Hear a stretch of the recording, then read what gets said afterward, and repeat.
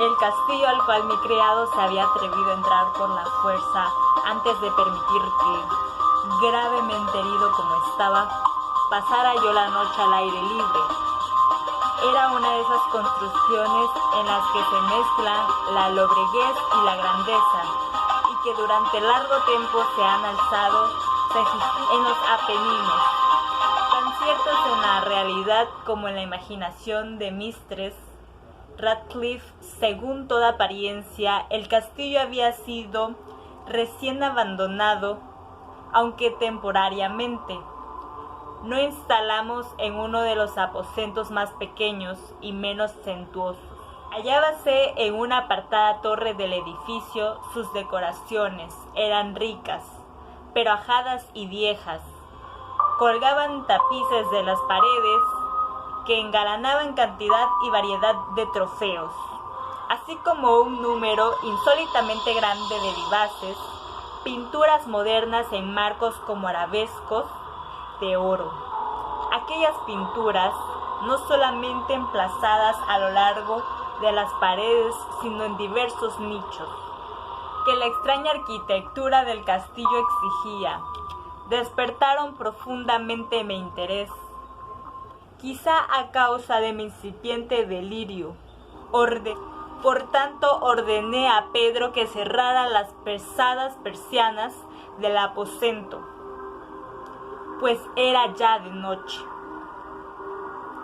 que encendiera las bujías de un alto candelabro situado a la cabecera de mi lecho y desorriera de par en par las horadas de las cortinas de terciopelo negro que envolvían la cama. Al hacerlo así deseaba entregarme, sino al sueño, por lo menos alternada contemplación de las pinturas y al examen de un pequeño volumen que habíamos encontrado sobre la almohada y que contenían la descripción y la crítica de aquellas. Mucho leí e intensamente miré. Rápidas y brillantes volaron las horas hasta llegar la profunda medianoche. La posición del candelero me molestaba, pero para no incomodar a mi amodorrado sirviente, alargué con dificultad la mano y coloqué de manera que su luz cayera directamente sobre el libro. El cambio empeoró. Produjo un efecto por completo inesperado. Los rayos de las numerosas bujías cayeron en un nicho del aposento que una de las columnas del lecho había mantenido hasta ese momento en las más profundas sombras. Pude ver así, vívidamente, una pintura que me había pasado inadvertida. Era el retrato de una mujer joven que empezaba ya a ser mujer. Miré presurosamente su retrato y cerré los ojos. Al principio no alcancé a comprender por qué lo había hecho, pero mientras mis párpados continuaban cerrados, cruzó por mi mente la razón de mi conducta. Era un movimiento impulsivo a fin de ganar tiempo para pensar, para asegurarme de que mi visión no había engañado, para calmar y someter mi fantasía antes de otra contemplación más serena y más segura. Instantes después, volví a mirar fijamente esa pintura.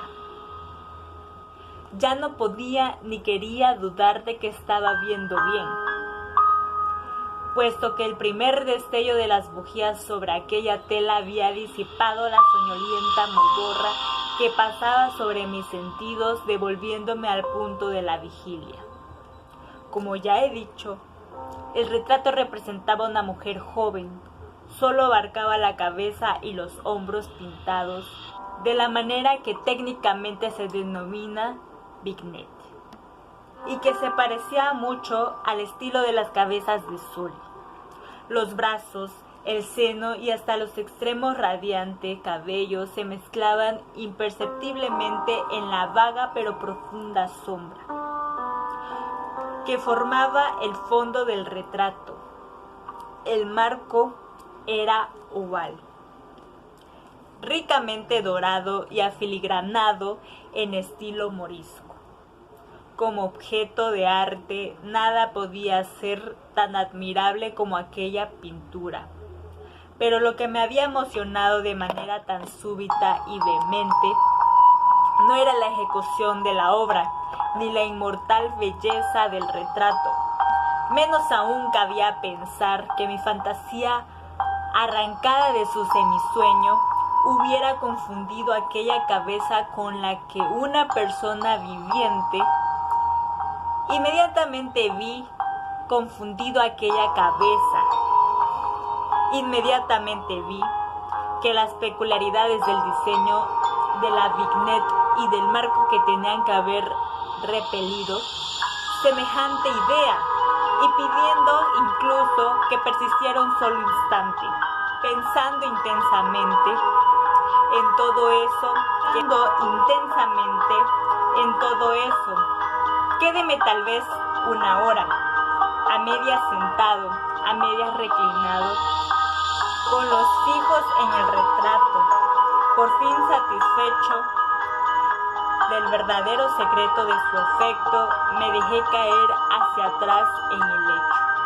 Había descubierto que el hechizo del cuadro residía en una absoluta posibilidad de vida en su expresión que, sobresaltándome al comienzo, terminó por confundirme, someterme y aterrarme con profundo y reverencio respeto. Volví a colocar al candelabro en su posición anterior. Alejada así mi vista la causa de mi honda agitación, busqué vivamente el volumen que se ocupaba de las pinturas y su historia, abriéndolo en el número que se designaba el retrato oval. Leí en él las vagas y extrañas palabras que siguen. Era una virgen de singular hermosura y tan encantadora como alegre. Aciaga la hora en que vio y amó y desposó al pintor. El apasionado estudioso austero tenía ya una prometida con el arte. Ella, una virgen de sin igual hermosura y tan encantadora como alegre, toda luz y sonrisas y traviesa como un cervatillo, amándolo y mirándolo y odiando tan solo el arte, que era su rival. Temiendo tan solo la paleta, los pinceles y los restantes enojosos instrumentos que la privaban de la contemplación de su amante. Así para la dama, cosa terrible fue oírle hablar al pintor de su deseo de retratarla, pero era humilde y obediente, y durante muchas semanas pasó dócilmente en el oscuro y elevado aposento en la torre, donde solo desde lo alto caía la luz sobre la pálida tela, mas el pintor gloriábase de su trabajo que avanzaba hora a hora y día a día, y era un hombre apasionado, violento y taciturno, que se perdía en sus ensueños, tanto que no quería ver cómo esa luz que entraba lívida en la torre solitaria marchitaba la salud y la vivacidad de su esposa, que se consumía a la vista de todos salvo de la suya. Mas ella seguía sonriendo sin exhalar queja alguna, pues veía que el pintor, cuya nombradía era alta, trabajaba con un placer fervoroso y ardiente, bregando noche y día para pintar aquella que tanto le amaba y que sin embargo seguía cada vez más desanimada y débil.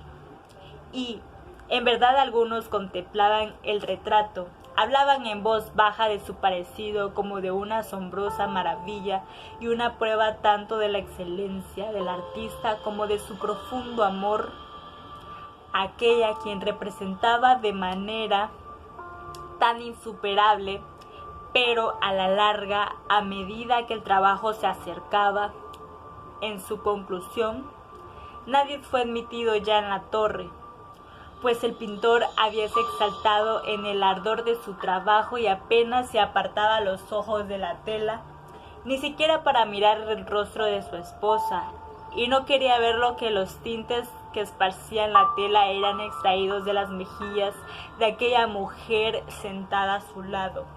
Y cuando pasaron muchas semanas y poco quedaba por hacer, salvo una pincelada en la boca y un matiz en los ojos, el espíritu de la dama osciló, vacilante como la llama en el tubo de una lámpara, y entonces la pincelada fue puesta y aplicada el matiz, y durante un momento el pintor quedó en trance frente a la obra cumplida, pero cuando estaba mirándola, púsose pálido y tembló mientras gritaba: «Ciertamente es la vida misma», y volviéndose de improviso para mirar a su amada, estaba muerta.